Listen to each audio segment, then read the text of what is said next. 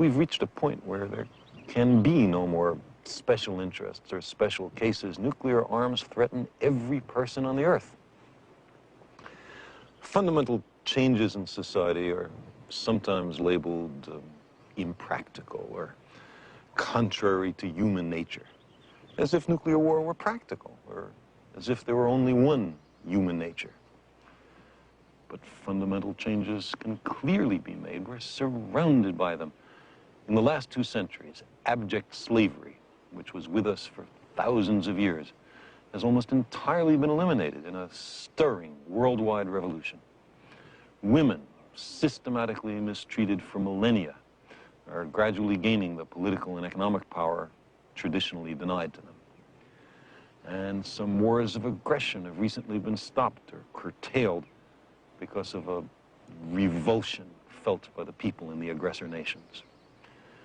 The old appeals to racial, sexual, and religious chauvinism and to rabid nationalist fervor are beginning not to work.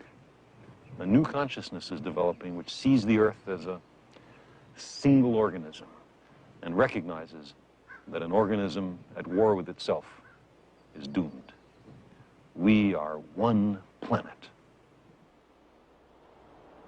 One of the great revelations of the age of space exploration is the image of the Earth, finite and lonely, somehow vulnerable, bearing the entire human species through the oceans of space and time.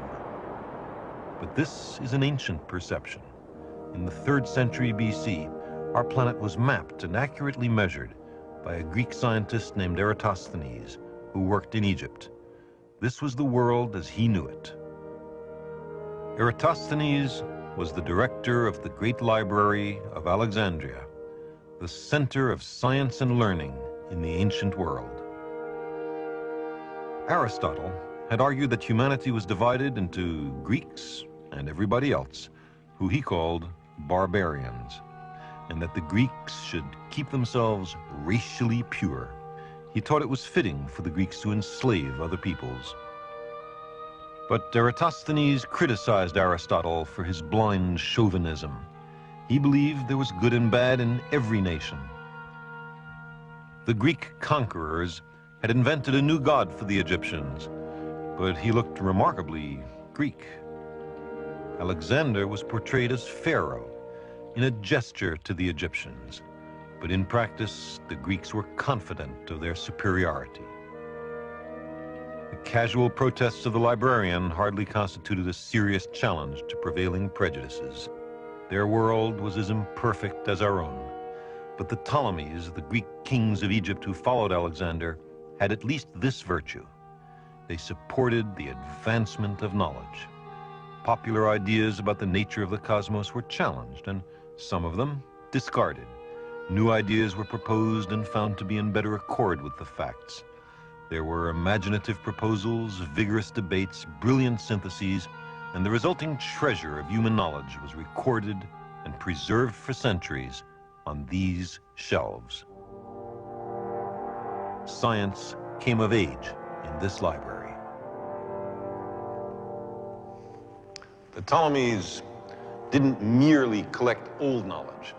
They supported scientific research and generated new knowledge. The results were amazing. Eratosthenes accurately calculated the size of the Earth. He mapped it, and he argued that it could be circumnavigated.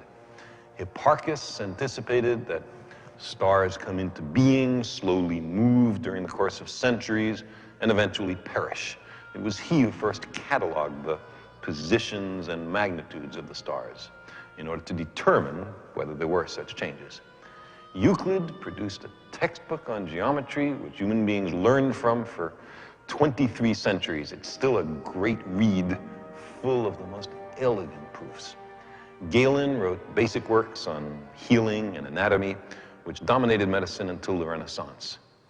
These are just a few examples. There were dozens of great scholars here and hundreds of fundamental discoveries.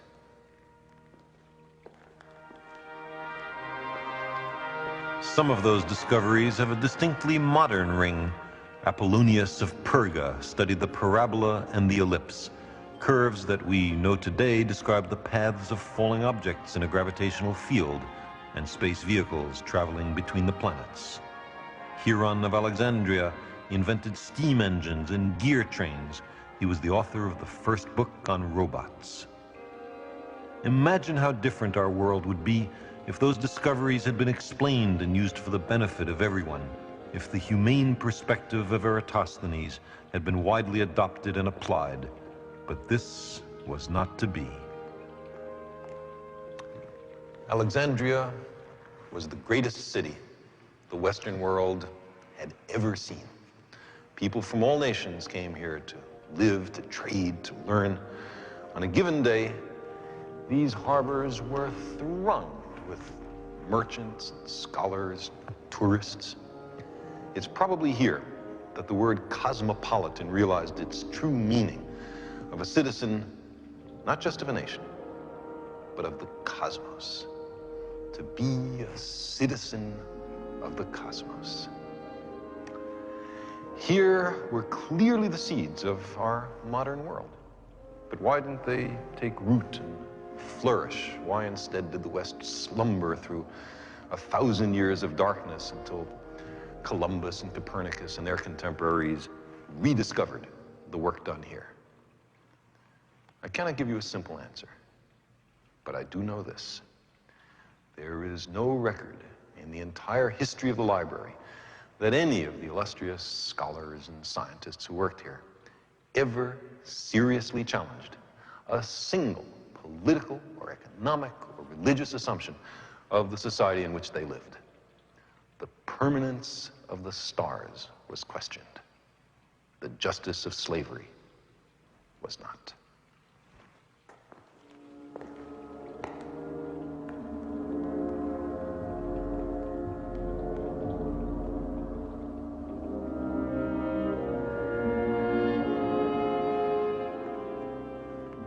Science and learning in general were the preserve of the privileged few. The vast population of the city had not the vaguest notion of the great discoveries being made within these walls. How could they? The new findings were not explained or popularized. The progress made here benefited them little. Science was not part of their lives. The discoveries in mechanics, say, or steam technology, mainly were applied to the perfection of weapons, to the encouragement of superstition, to the amusement of kings. Scientists never seemed to grasp the enormous potential of machines to free people from arduous and repetitive labor. The great intellectual achievements of antiquity had few practical applications.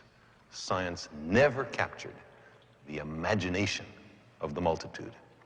There was no counterbalance to stagnation, to pessimism, to the most abject surrender to mysticism.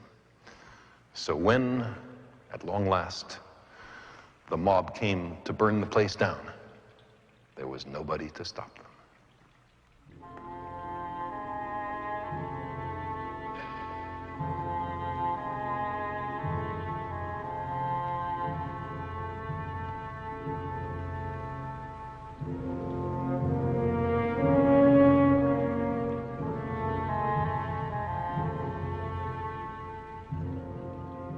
Let me tell you about the end. It's a story about the last scientist to work in this place, a mathematician, astronomer, physicist, and head of the school of Neoplatonic philosophy in Alexandria. That's an extraordinary range of accomplishments for any individual in any age. Her name was Hypatia. She was born in this city in the year 370 AD. This was a time when women had essentially no options. They were considered property. Nevertheless, Hypatia was able to move freely, unself-consciously, through traditional male domains. By all accounts, she was a great beauty. And although she had many suitors, she had no interest in marriage. The Alexandria of Hypatia's time, by then long under Roman rule, was a city in grave conflict. Slavery, the cancer of the ancient world, had sapped classical civilization of its vitality. The growing Christian church was consolidating its power and attempting to eradicate pagan influence and culture. Hypatia stood at the focus, at the epicenter of mighty social forces. Cyril, the bishop of Alexandria, despised her, in part because of her close friendship with the Roman governor, but also because she was symbolized. She was a symbol of learning and science, which were largely identified by the early church with paganism. In great personal danger, Hypatia continued to teach and to publish until, in the year 415 AD, on her way to work, she was set upon by a fanatical mob of Cyril's followers. They dragged her from a chariot, tore off her clothes, and flayed her flesh from her bones with abalone shells. Her remains were burned, her works obliterated, her name forgotten. Cyril was made a saint. The glory you see around me is nothing but a memory. It does not exist. The last remains of the library were destroyed within a year of Hypatia's death. It's as if an entire civilization had undergone a sort of self-inflicted radical brain surgery, so that most of its memories, discoveries, ideas, and passions were irrevocably wiped out. The loss was incalculable. In some cases, we know only the tantalizing titles of books that had been destroyed. In most cases, we know neither the titles nor the authors. We do know that in this library, there were 123 different plays by Sophocles, of which only 7 have survived to our time. One of those 7 is Oedipus Rex. Similar numbers apply to the lost works of Aeschylus, Euripides, Aristophanes. It's a little as if the only surviving works of a man named William Shakespeare were Coriolanus and A Winter's Tale, although we had heard that he had written some other things which were highly prized in his time. Plays called Hamlet, Macbeth, A Midsummer Night's Dream, Julius Caesar, King Lear, Romeo and Juliet.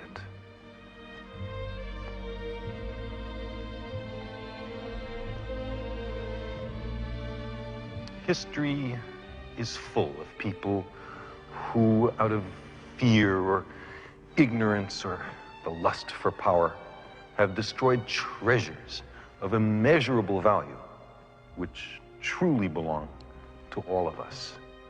We must not let it happen again.